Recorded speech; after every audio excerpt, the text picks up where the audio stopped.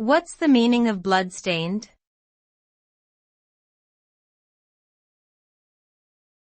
Bloodstained.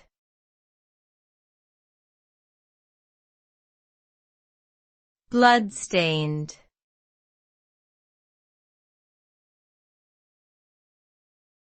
Bloodstained.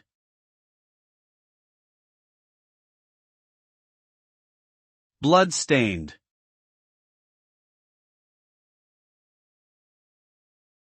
The term bloodstained refers to something that has been marked or tainted by blood.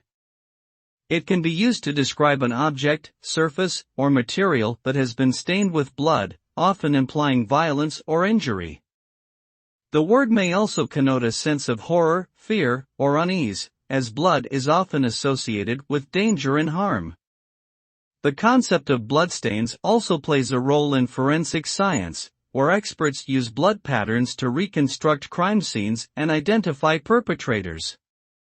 Overall, the term bloodstain suggests something that is marked by violence, tragedy, or trauma, and carries powerful connotations of fear, death, and loss.